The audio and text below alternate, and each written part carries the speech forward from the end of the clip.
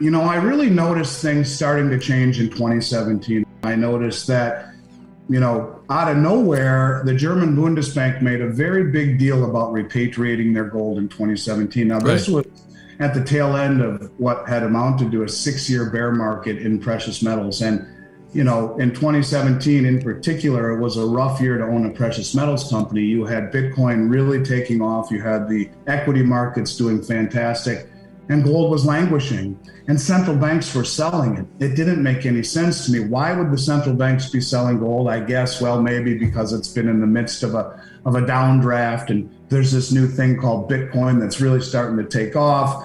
And maybe we were just moving away from the old way of doing things, and we're moving into a new reality. And well, the capitulation came to mind, and in 2017, 6 out of every 10 orders that we did were people selling. Most of them aggravated that Bitcoin, which was supposedly cut from the same cloth as gold, was accentuating itself. And why wasn't gold? So out of nowhere, the German Bundesbank, who had attempted to start repatriating their gold a year or two earlier from the Federal Reserve in New York, finally made a big deal about it publicly. And they said, hey, send us back all of our gold. Now, it's important to understand that really, since the end of World War II, the United States held most of the world's gold. And the reason, in a nutshell, that we did was that at the end of World War II, at Bretton Woods, when the dollar was anointed the world reserve currency, we made a promise to the world saying, hey, you can give us your gold because it's safe over here. You've gone through 2 world wars and it's safe over here. And I'll tell you what, we'll pay you $35 an ounce for your gold. And in turn, you take the proceeds of that and you buy our US treasuries. And this will give you a return on a non-interest bearing asset, and it will be held safely, and we will always sell it back to you for $35 an ounce. Now, it had been that way for a very long time. And as I get down this pathway, we'll get to that moment that you and I were talking about briefly offline here, where that all changed. So Germany says to the West, give us back our gold.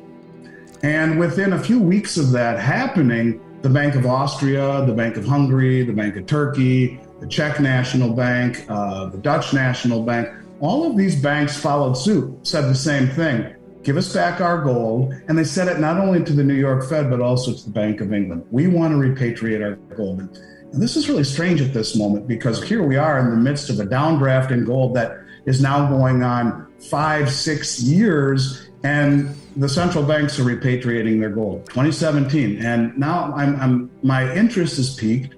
In the speeches that I'm giving, like at the Sprott conference, I would cite that, hey, something's going on here. The central banks are increasing their gold holdings quietly and repatriating them, even when gold isn't doing much. In 2018, the following year, you guys, gold was those same groups that repatriated their gold bought more gold as a group than they did in the 60 years combined previously.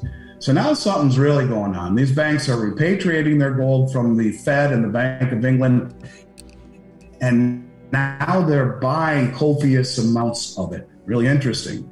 In 2019, those numbers were up nearly 100% in terms of central bank purchases. It's really ramping up. Central banks not only have repatriated their gold, but now they're really buying it. And, this is perplexing until mile marker number 1. Now, before I tell you mile marker number 1, I'd like people watching this to ask themselves, how much of this do I really know?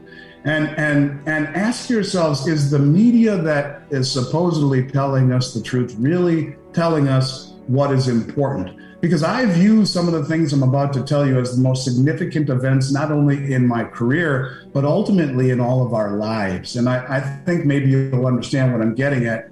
We'll start talking about these substantial, significant events that should really have been noticed by the public, but haven't. And I want people who are watching this to ask themselves, why? Why do I not know about this? Because they are very, very significant. Mile marker number 1, 2019, after the banks have just massively accumulated for the past 2.5 years and repatriated all of their gold, you have to wonder, were they clued into what I'm about to tell you? The Bank of International Settlements, which is the central banker's central bank in Basel, Switzerland, in April of 2019, quietly reclassified gold as the world's only other tier one reserve asset. Now, since 1944, at the end of the war, there had only been one tier one asset recognized by the central banks, and that was US dollars and treasuries.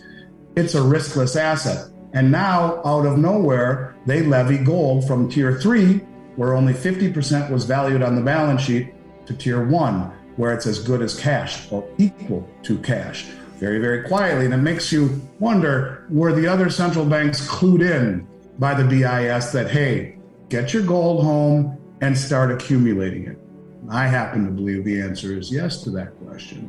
So here we are in 2019. The roll is starting to spin faster, and I'm connecting these dots, the most significant of all the dots being the tier one asset, until we get a little bit further.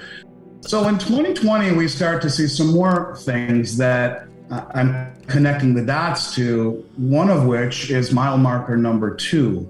Now, mile marker number 2, again, ask yourselves, people, have you heard of this? And if not, ask yourselves, why? Am I watching the wrong stuff? Am I reading the wrong stuff? And I would answer, yes, you probably are if you haven't heard about this. Now, this, what I'm about to tell you about, started a few years before, but really started to gain steam in 2020. And I look at this as maybe the most significant event in most of our lives to this point, and that is the foundation of the Chinese Belt Road Rail Initiative. Most people I talk to have not a clue what that is. And it's incredibly impactful and incredibly significant on the West and the West's future, because what it is the most ambitious infrastructure project ever attempted in human history. It is connecting Asia and Africa, parts of Europe, and even parts of South America, the old Silk Road plus, through maritime channels, bridges, railways, roads, and this infrastructure program will only be patrolled by military and commerce.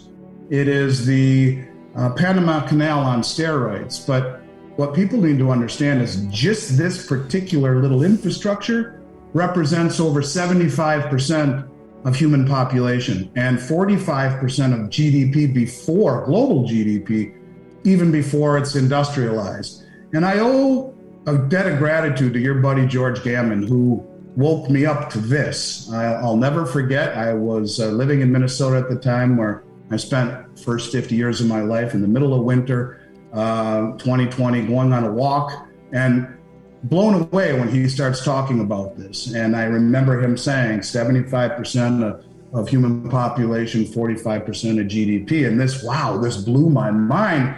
Start following it a little bit further and realize just how significant this really is. The contracts and the settlement on the new Belt Road is predominantly being settled in the new Chinese digital yuan.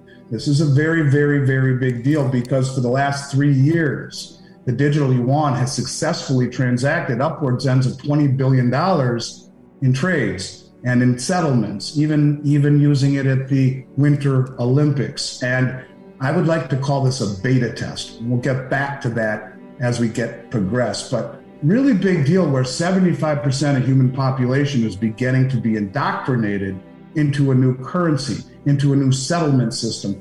This ambitious infrastructure project is void of American participation and void of dollar settlement, almost exclusively and entirely